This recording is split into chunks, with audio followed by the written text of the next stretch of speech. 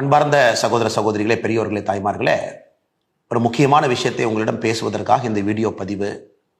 கடந்த ஒரு 10 நாட்களாக பல அதிர்ச்சியான சம்பவத்தை தமிழகத்திலே பார்த்து கொண்டிருக்கின்றோம். குறிப்பாக திராவிட முன்னேற்ற கழகம் ஆட்சிக்கு வந்த பிறகு ட்ரக்ஸ், கஞ்சா, சிந்தட்டிக் ட்ரக் இது அனைத்துமே பொதுவெளியில சர்வசாதாரணமாக எல்லா இடத்திலும் கூட கிடைக்க ஆரம்பித்திருக்கிறது. இது எல்லோருமே நம்முடைய எண்மண் எண்மக்கள் யாத்திரை பயணத்தின்படி நிறைய தாய்மார்கள் அதை சொன்னாங்க. பட்டி தொட்டி எல்லாம் கிராமம் வரைக்கும் ட்ரக்ஸ் வந்துருச்சு, இதை பெரும் முயற்சி எடுத்து கட்டுக்குள் கொண்டு வர வேண்டும் என்று. திமுக அரசு குறிப்பாக இந்த 33 மாத காலத்தில் வரலாறு காணாத அளவுக்கு தமிழகத்தில் ட்ரக்ஸ் புழக்கம் அதிகமாக இருக்கிறது. அதுவும் இந்த 10 நாட்களாக வந்த செய்தி நமக்கு ஒரு ஊர்ஜிதத்தை கொடுக்குது. எந்த அளவுக்கு இதனுடைய தொடர்பு, அரசியல் தொடர்பு, சினிமா தொடர்பை தாண்டி வேறு வேறு அயல் நாடுகளுடைய தொடர்பு.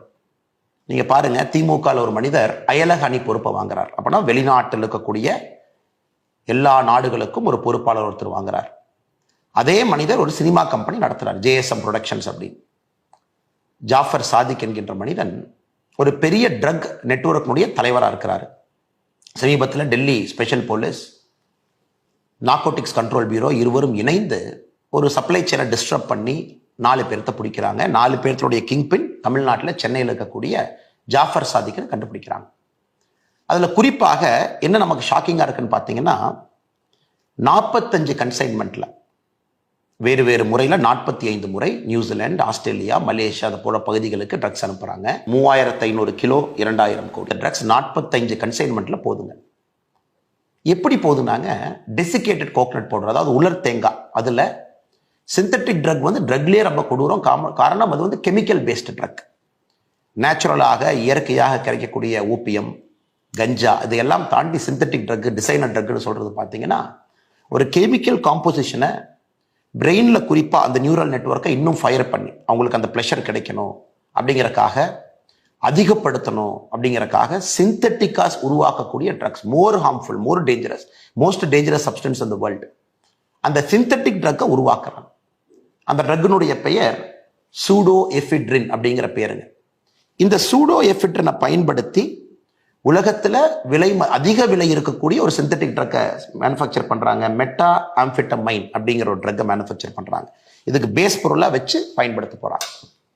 ஸோ இது டெல்லி போலீஸ் பிடிச்சதுக்கு அப்புறம் இது எவ்வளவு பெரிய அதிர்ச்சியை உருவாயிருக்கிறாங்க. இந்தியாவில் இது போன்ற ஒரு நெட்வொர்க்கு தமிழ்நாட்டை சார்ந்தவங்க, அதுவும் திமுகவினுடைய அயலக அணியில் இருக்கிறவர், குறிப்பாக சினிமா துறைக்குள்ள இருக்கிறாங்க. அந்த மனிதர் ஜாஃபர் சாதிக் திமுகவுடைய முதல் குடும்பத்தில் எல்லோரோடு சொந்தம் கொண்டாடுறாங்க. முதலமைச்சர்ல இருந்து, மகன்ல இருந்து, குடும்பத்தினுடைய எல்லா உறுப்பினர்கள்ட்ட. முதலமைச்சருடைய குடும்பத்தில் இருக்கக்கூடிய பெண்கள் இந்த JSM ப்ரொடக்ஷன்ஸ் இவருடைய நிறுவனத்தினுடைய பாடல் வெளியீட்டு விழாக்கு போறாங்க. இது வந்த உடனே உதயநிதி ஸ்டாலின் அவர் போட்டிருக்கிற ட்வீட் எல்லாம் டெலீட் பண்றாங்க. ஸோ எந்த அளவுக்கு பேனிக்கா திமுக இருக்குன்னு பாருங்க சார். அவருடைய சொந்த தம்பி விடுதலைகள் சிறுத்தைகள் கட்சியில் ஒரு பெரிய பொறுப்பில் இருக்காங்க. ஸோ கட்சி பொறுப்பை பயன்படுத்தி, அயலகணி என்கின்ற பொறுப்பை பயன்படுத்தி அதன் மூலமாக வெளிநாட்டுக்கு 45 கன்சைன்மெண்ட், 3500 கிலோ, 2000 கோடி அனுப்பியிருக்கிறாங்க. இதை நாம் புரிஞ்சுக்கணுங்க. First network. இரண்டாவது பாருங்க, நேத்து குஜராத்ல இருந்து 60 கிலோமீட்டர் தூரத்துல, போர்பந்தர் கோஸ்ட்ல இருந்து 60 கிலோமீட்டர்ல ஈரான் சப்பர் போர்ட்ல இருந்து வரக்கூடிய ஒரு ஃபாரின் வெசலை பிடிக்கிறாங்க. அதுல 4 பேர்த்து பிடிக்கிறாங்க. 4 பேரும் பாகிஸ்தானுக்கு லிங்க். அதுல வரக்கூடிய ட்ரக்கை நீங்க பாருங்க.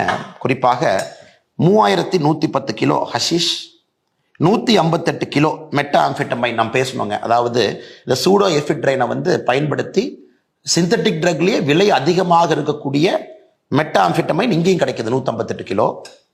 Heroin 24 kilo. இதனுடைய மதிப்பு மொத்தமா பாத்தீங்கன்னா, இது மொத்தமா 3300 கிலோ. இதனுடைய மதிப்பு பாருங்க, இது பல ஆயிரம் கோடி, 1200 கோடி ரூபாய்க்கு கிட்டத்தட்ட இதுக்கான மதிப்பு. இதை பிடிக்கிறாங்க. எங்க கொண்டு போறீங்கன்னா, அதை பிடிப்பட்டவர் சொல்றாங்க, இல்லைங்க, தமிழ்நாட்டில இருந்து ஒரு படகு இந்த கன்சைன்மெண்ட்டை வாங்கிட்டு போனோம் ஹைசியில, அதற்காக கொண்டு வந்திருக்கின்றோம், அந்த படகுக்காக வெயிட் பண்ணும்போது நீங்க எங்களை பிடிச்சிட்டீங்க. ஸோ நீங்க பாருங்க எந்த அளவுக்கு இன்னைக்கு இந்தியாவுடைய ட்ரக் சப்ளை செயின்ல நம்முடைய தமிழகம் இன்னைக்கு மையப்புள்ளியா இருக்கு.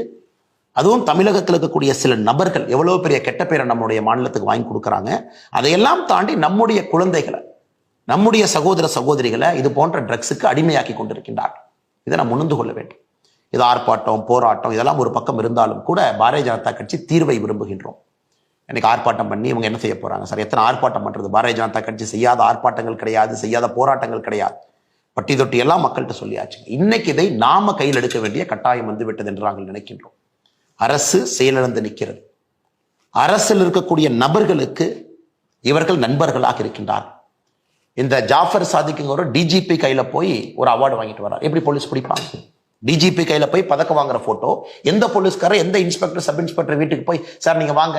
இன்னைக்கு பாருங்க NCB narcotics control bureau Jafar Sadiq தலைமறைவாக இருக்கக்கூடிய ஜாஃபர் சாதிக் உட்பட எல்லா பகுதியிலையும் ரைடு நடக்குது. அதுல நுங்கம்பாக்கத்துல ஒரு இடத்துல ரைடு பண்றாங்க. ஒரு கொரியர் கம்பெனி, இந்த கொரியர் கம்பெனி தான் ட்ரக் சப்ளைக்கு பயன்படுத்துறாங்க தமிழ்நாட்டில இருந்து. அந்த கொரியர் கம்பெனி யாருக்குன்னா திமுக சிற்றரசங்கர் ஒரு நபருக்கு சொந்தம், சஹாரா எக்ஸ்பிரஸ். இன்னைக்கு ஒரு தனியார் தொலைக்காட்சி நிறுவனம் அதை கவர் பண்ண போறாங்க. அந்த நிறுவனத்தினுடைய ஜேர்னலிஸ்ட் அடிச்சு ஒரு ஹாஸ்பிட்டல் அட்மிட் ஆயிருக்காரு. இப்ப நடந்திருக்கிறது. ஸோ இதெல்லாம் ஒட்டுமொத்தமாக பார்க்கும் பொழுது மிக தெளிவாக தெரிகிறது, அரசு இதை கட்டுப்படுத்தக்கூடிய நிலைமையில் அரசு இல்லை. இது அரசனுடைய கையை தாண்டி இது நிற்குது.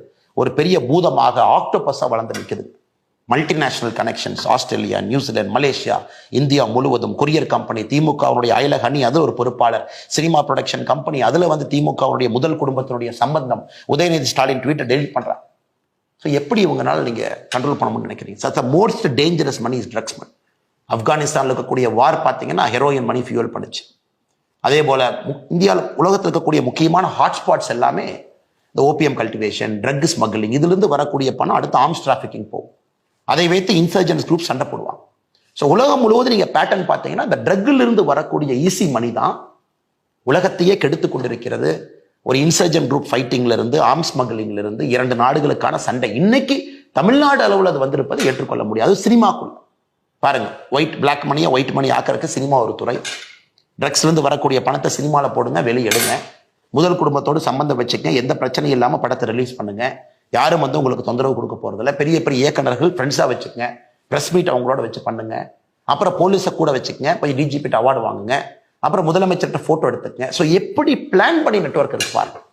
ஆனால் சகோதர சகோதரிகளே, இதற்கு ஒரே தீர்வு, ஒரு பக்கம் நான் அரசியலாக பாரதிய ஜனதா கட்சி தான் என்று சொன்னாலும், மோடி ஐயா இருக்கிறாங்க, என்சிபி ஸ்ட்ராங் பண்ணியிருக்கிறோம், இன்னைக்கு பிடிச்சது எல்லாமே மத்திய அரசு, பிடிச்சது எல்லாமே மத்திய அரசுடைய நிறுவனங்கள், நார்கோட்டிக்ஸ் கண்ட்ரோல் பியூரோல இருந்து ஹைசியில பிடிக்கிறாங்க, ஈரான்ல இருந்து வர்றதெல்லாம். இது ஒரு பக்கம் நடந்தாலும் கூட நம்முடைய வீட்டை பாதுகாக்க வேண்டிய பொறுப்பு நம்முடைய பொறுப்பு என்று கருதுகின்றேன்.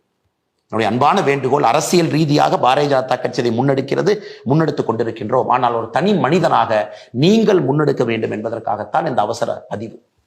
ஏன்னா எல்லா பக்கமே ஊடுருவி இருக்குது சார்.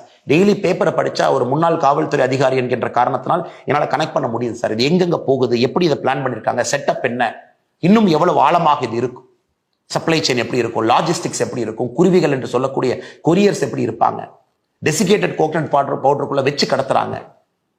ஆனால் சகோதர சகோதரிகளே, நாம் எல்லோரும் இணைந்து களத்தில் இறங்க வேண்டிய நேரம் இது. தமிழ்நாட்டில் ட்ரக்ஸை ஒழிப்பதற்கு காலேஜில் இருந்து ஆரம்பிக்கணும் சார். ஒரு காலேஜில் கூட பேரண்ட்ஸ் நீங்கள் இருக்கீங்க, ரோட்டரி கிளப், லைன்ஸ் கிளப் எல்லாம் பேச ஆரம்பிங்க. ஸ்டூடெண்ட்ஸை நார்கோட்டிக்ஸ் கண்ட்ரோல் பியூரோ என்சிபி வெப்சைட்டுக்கு போனீங்கன்னா ஓத் அகேன்ஸ்ட் ட்ரக்ஸ் இருக்கும். குழந்தைங்களை சத்திய பிரமாணம் எடுக்க சொல்லுங்கள். ட்ரக்ஸுக்கு எதிராக நாங்கள் இருப்போம். காலேஜில் எங்கே பார்த்தாலும் நாங்கள் கம்ப்ளைண்ட் பண்ணுவோம். அதற்கு காலேஜுக்குள்ள ஒரு தனி சென்டர் இருக்கணும், ஒரு ஆள் இருக்கணும். காலேஜுக்குள்ள காவல்துறையினுடைய டோல் ஃப்ரீ நம்பர் ரெஜிஸ்டர் பண்ணியிருக்கணும். அதை காலேஜில் இருக்கக்கூடிய குழந்தைகள் அவர்களாக முன்னாடி சொல்லணும். அதற்கான கான்ஃபிடன்ஸ் அந்த குழந்தைகளுக்கு நம்ம கொடுக்கணும். அதுக்கு கம்ப்ளைண்ட் பாக்ஸாக இருக்கலாம், அனானிமஸாக கம்ப்ளைண்ட் உள்ள ட்ராப் பண்ணலாம். காலேஜுக்கு பக்கத்தில் இருக்கக்கூடிய பெட்டி கடைகள், காலேஜ்லேருந்து 1 கிலோமீட்டர் 5 கிலோமீட்டருக்குள்ள இருக்கக்கூடிய முக்கியமான பெட்டி கடைகள், அங்கே தான் அதிகமாக அது பார்த்தீங்கன்னா வெளியே வரும், சைடில் போகும், சின்ன சின்ன கடைகள் இருக்கும். அதை காவல்துறை கண்காணிப்பார்கள் என்று நம்புகின்றோம். ஆனால் மாநில அரசு செயலிழந்து நிற்குது. அதையெல்லாம் வாட்ச் பண்ணணும். காலேஜுக்குள்ள யாராவது ஒரு குழந்தைகள் 4 ஆண்டு 5 ஆண்டு அதிகமாக படிக்கிறாங்க. ஒரு குழந்தை பார்த்தீங்கன்னா, நான் இதற்கு முன்பு காவல்துறை அதிகாரியாக இருக்கும்பொழுது ஒரு தனியார் கல்லூரியில் பார்த்தேன். 7 வருஷம் 8 வருஷம் 9 வருஷம் ஏன் அதிகமாக படிக்கிறாங்கன்னு பார்த்தீங்கன்னா, காலேஜுக்குள்ள அந்த குழந்தைகள் ட்ரக்ஸ் செல்லராக இருக்கிறாங்க. நிறைய நடவடிக்கை எடுக்க வேண்டி இருந்ததுங்க என்னுடைய பழைய பரிமாணம் காவல்துறை அதிகாரியாக. ஸோ காலேஜுக்குள்ள ஒருத்தவங்க ரொம்ப நாள் இருக்காங்க, ரொம்ப எக்ஸ்டெண்டடாக படிக்கிறாங்க, அரியர் நிறையா வச்சிருக்காங்க, இருந்தும் 3-4 வருஷம் இருக்காங்க, அவங்கள கண்காணிக்கணும்.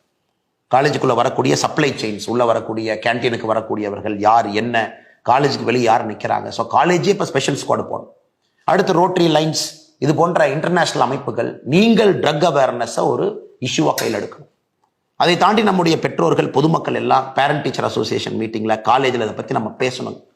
இது எல்லாம் நாம் செய்ய ஆரம்பிக்கும் பொழுது மாநில அரசு செயலிழந்து நின்றாலும் கூட மக்களாக நாம் நம்முடைய தமிழகத்தை மீட்டெடுக்க முடியும் என்று முழுமையாக நம்புகின்றோம். தொடர்ந்து இது போன்ற செய்தி உங்கள்கிட்ட சொல்றேன். ஏன்னா மீடியாவில் இந்த அளவுக்கு வரலைங்க சார். இதனுடைய ரிப்பர்கஷன் என்ன, பரிமாணம் என்ன, எப்படி மூவி ப்ரொடக்ஷன் ஒரு பக்கம், எப்படி அயலகணி ஒரு பக்கம், எப்படி அயல்நாட்டுக்கு கடத்துறாங்க, எந்த நெட்வொர்க் இருக்கு.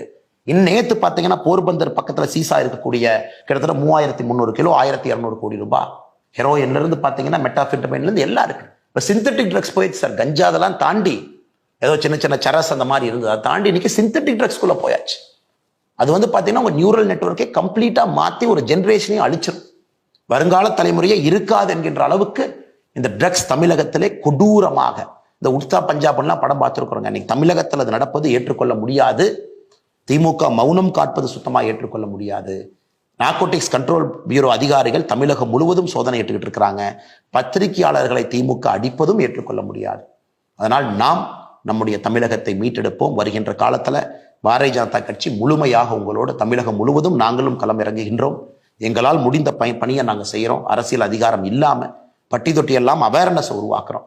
இந்த பிரச்சனைக்கு இன்னைக்கு தீர்வு என்னன்னாங்க ஐயா, நம் அனைவரும் கலந்து ஒரு சொல்யூஷன் கொடுக்கணும். அரசியலாக நாங்கள் இதை எடுத்து செல்கின்றோம், மக்கள் மன்றத்தில் வைக்கின்றோம். அது ஒரு பக்கம். அரசியலை தாண்டி நாம் ஒன்றாக இணைந்து இந்த பிரச்சனைக்கான தீர்வை நாம் கண்டுபிடிக்க வேண்டிய நேரம், காரணம் அரசு செயலிழந்து நிற்கிறது. நிச்சயமாக நீங்கள் அனைவரும் நம்மோடு இணைந்து செய்வீர்கள் என்ற நம்பிக்கையோடு வணக்கம்.